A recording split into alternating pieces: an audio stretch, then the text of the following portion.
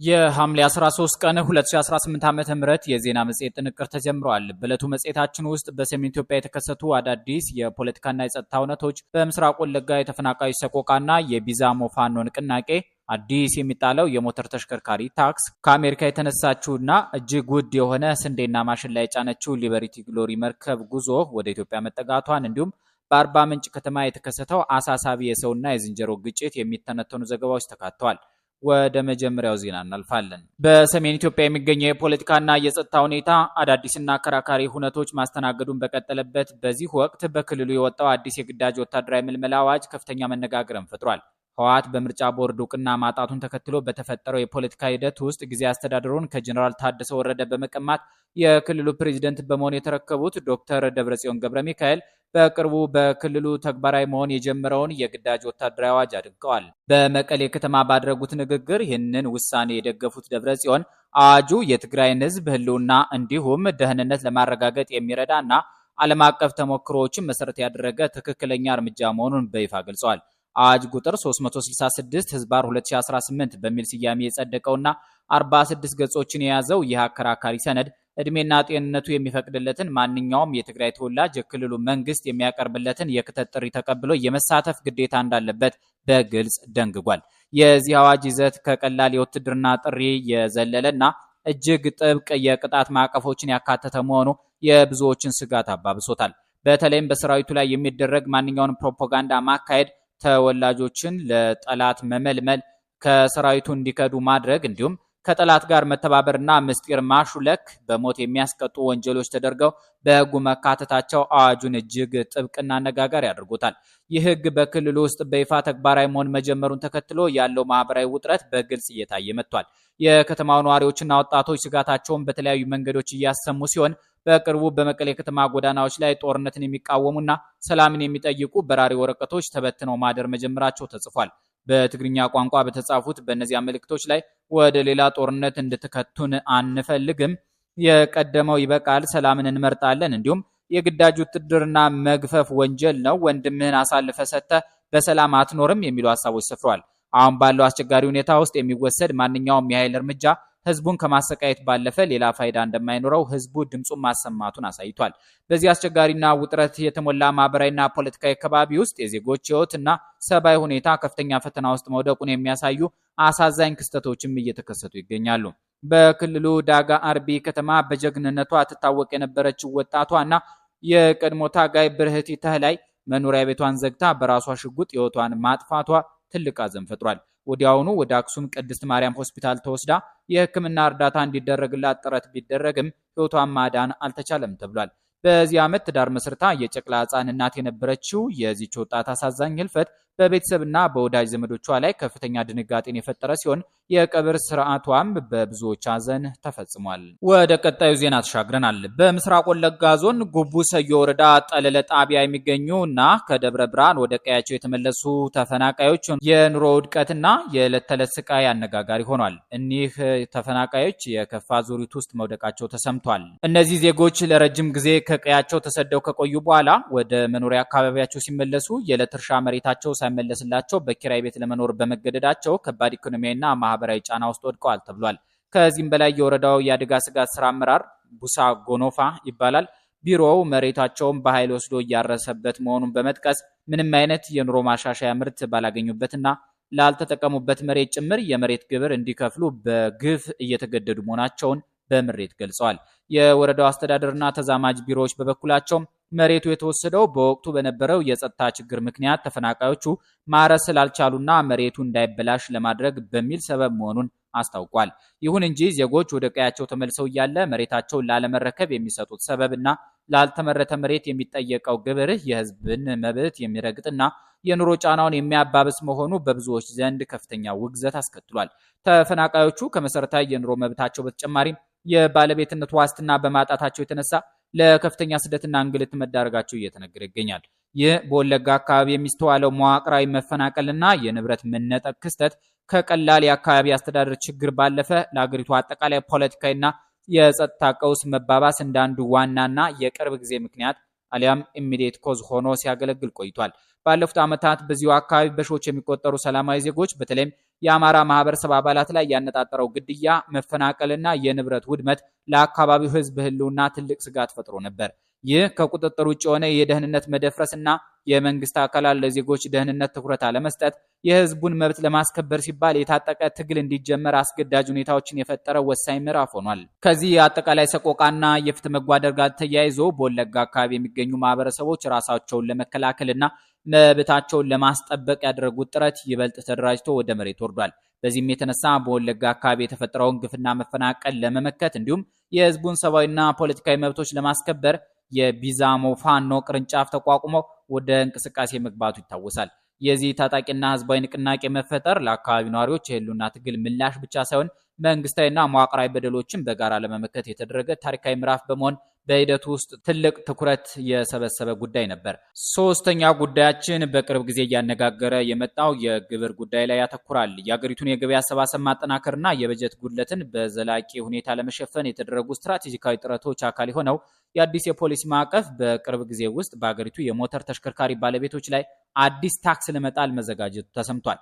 ከዕለት ወደ ዕለት እየተጨመረ የመጣውን የትራንስፖርት ፍሰትና የሀብት ምደባን ለማጣጣም የሚደረገው ይህ እርምጃ የትራንስፖርት ዘርፉንና የአገሪቱን ማክሮ ኢኮኖሚያዊ አቅጣጫዎች የሚፈትሽ ትልቅ የመንግስት ውሳኔ ሆኖ መምጣቱ ይታወቃል። የዚህ አዲስ የታክስ ስርዓት መዘርጋት ከረጅም ጊዜ መዋቅራዊ የኢኮኖሚ ክለሳዎች ጋር የተያያዘ ሲሆን በተለይ የግብር መሰረትን በማስፋት ረገድ ሰፊ ጥናቶች የተደረጉበት ጉዳይ መሆኑ ተመላክቷል። እውን ለመሆን በሂደት ላይ ያለው ይህ የህግ ማዕቀፍና የታክስ አተገባበር ዝርዝር ሀሳቦች ተጠናቀው የሚኒስትሮች ምክር ቤት የህግ ረቂቁን በመጪው የ2019 ታህሳስ ወር መጨረሻ ላይ ለፌዴሬሽን ምክር ቤት ለማቅረብ በዝግጅት ላይ እንደሚገኝ ታውቋል። ሂደቱ ከተለመዱት የግብር ማሻሻያዎች በተለየ መልኩ ጥብቅ ቁጥጥርና የህግ ማዕቀፍ የሚጠይቅ በመሆኑ ረቂቅ አዋጁ በሚኒስትሮች ምክር ቤት ተጠንቶ ለአፈጻጸም ዝግጁ እንዲሆን ከፍተኛ ርብርብ እየተደረገበት ይገኛል። ይህ እርምጃ የህግ ከለላ አግኝቶ ወደ ተግባር ሲገባ በባለቤቶች ላይ የሚኖረው አስተዋጽኦና የሚሰበሰበው ገቢ መጠን በአገሪቱ የፊስካል ፖሊሲ ውስጥ ትልቅ ስፍራ ይዛል ተብሎ ይጠበቃል። በአዲሱ በጀት ዓመት አሰራር የሚተገበረውና የአገሪቱን ኢኮኖሚያዊ አቅም ለማሳደግ የታለመው ይህ ታክስ ከአገሪቱ አጠቃላይ የአገር ውስጥ ምርት ወይም ጂዲፒ እስከ 0.2 በመቶ የሚደርስ ገቢ ያስገኛል ተብሎ በባለሙያዎችና በመንግስት ተቋማት ተገምቷል። ይህ የምርት ድርሻ በመጀመሪያ ሲታይ አነስተኛ ሊመስል ቢችልም በሚሊዮኖች በሚቆጠሩ ተሽከርካሪዎች ላይ ሲሰላ ግን ለአገሪቱ የልማት በጀትና የፊስካል አቅም ማጠናከሪያ ከፍተኛ አስተዋጽኦ ያበረክታል ተብሎ ይታመናል። መንግስት የአገር ውስጥ ገቢን ከውጭ ብድርና እርዳታ ጥገኝነት ለማላቀቅ ከሚያስችሉት ስትራቴጂዎች አንዱ እንደሆነ የሚነገርለት ይህ ታክስ የግብር ከፋዩ ማህበረሰብ ተሳትፎ አጠናክሮ ይቀጥላል ተብሎ ይጠበቃል። ይህ በእንዲህ እንዳለ አዲሱ የተሽከርካሪ ባለቤትነት ታክስ ተግባራዊ መሆን ሲጀምር በተሽከርካሪ ባለቤቶች ላይ የሚኖረው የኑሮ ጫናና በንግድ እንቅስቃሴዎች ላይ የሚያሳድረው ተጽዕኖ የብዙዎችን ትኩረት ስቧል። የትራንስፖርት ዋጋ ንረትን ሊያባብሱ ከሚችሉ ሌሎች ማክሮ ኢኮኖሚያዊ ምክንያቶች ጋር ተዳምሮ የዚህ ታክስ መጣጣም ጥንቃቄ የተሞላበት አተገባበርን ይጠይቃል የሚሉ ባለሙያዎች አሉ። ሆኖም የአገሪቱን የኢኮኖሚ አቅጣጫ ለማቀናጀትና የመንግስትን የገቢ አቅም ለማሳደግ የሚደረጉ እንደዚህ ያሉት መዋቅራዊ ለውጦች የዜጎችን ቀጥተኛ ተሳትፎና የፊስካል ዲሲፕሊን ማጠናከር ላይ ትኩረት አድርገው የሚቀጥሉ መሆናቸው በሂደት የሚታይ ይሆናል ተብሏል። በአራተኛ ደረጃ የምንመለከተው የአንዲትን የእርዳታ ስንዴ የጫነች መርከብ ወደ ኢትዮጵያ የመጠጋት ዜና ነው። በአሜሪካ ባንዲራ ተጊጣ የምትንቀሳቀሰውና ዓለም አቀፍ የጭነት ማጓጓዝ አሰራሮችን በመከተል ላይ የምትገኘው ሊበርቲ ግሎሪ የተሰኘችው ታላቅ የጭነት መርከብ በውስጧ እጅግ ውድ የሆነ 47000 ሜትሪክ ቶን ስንዴና ማሽላ ጭና ቀጥታ ወደ ኢትዮጵያ በመጓዝ ላይ ትገኛለች። ይህ የዕለት ደራሽ የምግብ ዕቃ ድጋፍ በችግር ውስጥ ላሉ ወገኖች ፈጣን ምላሽ ለመስጠት ከታቀዱ ትላልቅ የሰብአዊ ሎጂስቲክስ ስራዎች መካከል አንዱ በመሆን ተጠቃሽ ሆኗል። በአሁኑ ጊዜ በረጅም ማዕበል የሚያላጋ ጉዟን አጠናቃ የህንድ ውቅያኖስን በማቋረጥ ላይ የምትገኘው ይህች መርከብ የጉዟን የመጨረሻና ወሳኝ ምዕራፍ ላይ ደርሳለች። ከአሜሪካ ወደ ቀይ ባህርና ወደ ምስራቅ አፍሪካ ወደቦች የሚደረገው እንዲህ አይነት የባህር ላይ የጭነት ትራንስፖርት ከፍተኛ ትዕግስትና ውስብስብ የሎጂስቲክስ ቅንጅትን የሚጠይቅ ሲሆን መርከቧ የያዘችው ግዙፍ ሸክም በአስተማማኝ ሁኔታ መዳረሻዋ ለመድረስ የቀረውን አጭር ርቀት በማቋረጥ ላይ ትገኛለች። የህንድ ውቅያኖስን አስቸጋሪ ሁኔታዎች ተቋቁማ ጉዟን የቀጠለችው ሊበርቲ ግሎሪ መርከብ መድረስ ለበርካታ ኢትዮጵያ ዜጎች ትልቅ የመረጋጋትና የተስፋ ምንጭ ሆኗል። የአሜሪካ ግብርና ሚኒስቴር በይፋዊ የኤክስ ገጹ ባስተላለፈው መልእክት በዚህ ሰብአዊ ተልዕኮ ላይ የተሳተፉትን ሁሉ ላቀረቡት አስተዋጽኦ ትልቅ አድናቆትና ኩራት እንዳለው ገልጿል። ሚኒስቴሩ በመርከቧ ሰራተኞችና ድጋፉ ከምንጩ እስከ መዳረሻው እንዲደርስ ድጋፍ ያደረጉ አካላትን ጥረት ያመሰገነ ሲሆን የተደረገው ይህ ድጋፍ በሁለቱ ሀገራት መካከል ያለውን የትብብርና የሰብአዊ አጋርነት አጠናክሮ የሚቀጥል መሆኑን አሳይቷል። በወቅታዊ የኑሮ ጫናና በተለያዩ ምክንያቶች እርዳታ ለሚሹ ኢትዮጵያውያን ወገኖች የሚደረገው ይህ የ47,000 ሜትሪክ ቶን የምግብ እህል አቅርቦት የሰብአዊ ድጋፍ ሰንሰለቱን በበለጠ በማጠናከር የብዙዎችን ሕይወት ለመታደግ ከፍተኛ አስተዋጽኦ ያበረክታል ተብሎ ይጠበቃል። የመጨረሻው ጉዳያችን የኢትዮጵያውያን ሰዎችና ዝንጀሮዎች ፍልሚያ ላይ ያቆየናል። የሰውና ዝንጀሮ ግጭት ያሉትም አሉ።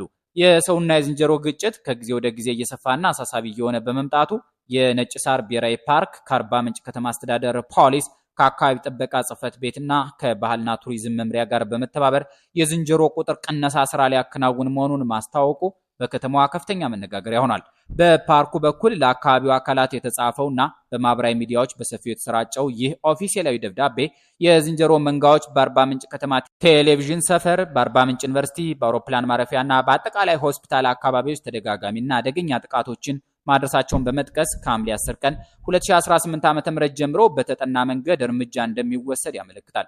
የጥይት ድምጽ ሲሰማ ህብረተሰቡ ስጋት ውስጥ እንዳይገባ ቅድመ ማስጠንቀቂያ እንዲሁም ማስታወቂያ የተሰጠበት ይህ ውሳኔ በከተማዋ ማህበራዊና ኢኮኖሚያዊ ገጽታ ላይ የፈጠረውን ተጽዕኖ በግልጽ ያሳያል። ይህ ውሳኔ ይፋ መሆኑን ተከትሎ ለአርባ ምንጭ ከተማ ነዋሪዎች እፎይታን የሰጠ ሲሆን በርካቶች እርምጃው ዘግይቷል በማለት ያላቸውን ምሬት ገልጸዋል። እንደ ነዋሪዎቹ ገለጻ የዝንጀሮ መንጋው የጓሮ አትክልቶችንና እህሎችን ከማውደም ባሻገር የቤት ክዳን ቆርቆሮችን የመሰባበር የቤት ዕቃዎችን ይዞ የመሰወርና አቅመ ደካማ ሰዎችንና ህፃናትን እየለየ የመንከስ አደጋ አድርሷል።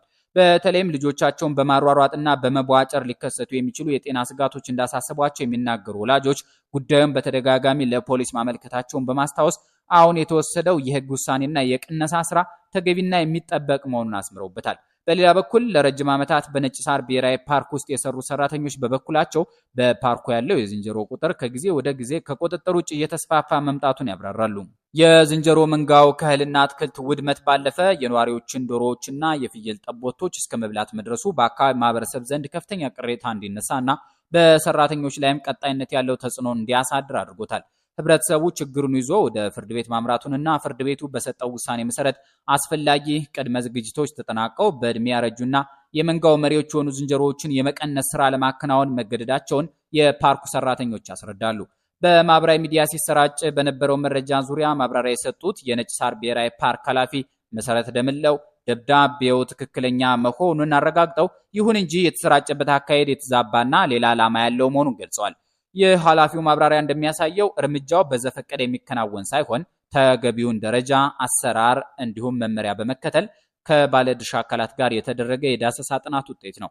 የኢትዮጵያ ብዝሃ ሕይወት ኢንስቲትዩት፣ የዱር እንስሳትና አካባቢ ጥበቃ ባለስልጣን፣ የብሔራዊ ፓርኮች ዋና መስሪያ ቤት እንዲሁም የአርባ ምንጭ ከተማ ከንቲባ ጽሕፈት ቤትና ሌሎች አካላት በጋራ ውይይትና ይሁንታ የደረሱበት ይህ ሂደት የዱር እንስሳት በሰዎች ላይ አደጋ በሚፈጥሩበት ጊዜ በአገር አቀፍ ደረጃ የሚተገበር መደበኛ አሰራር መሆኑ ተሰምሯል። ክቡራትና ክቡራን ታዳሚዎቻችን የዛሬውን የሐምሌ 13 ቀን 2018 ዓ.ም የዜና መጽሔት ጥንቅር በዚህ መልኩ አጠናቀናል። በሌሎች ወቅታዊና ተጨማሪ መረጃዎች እስከምንገናኝ ደህና ሁኑልን።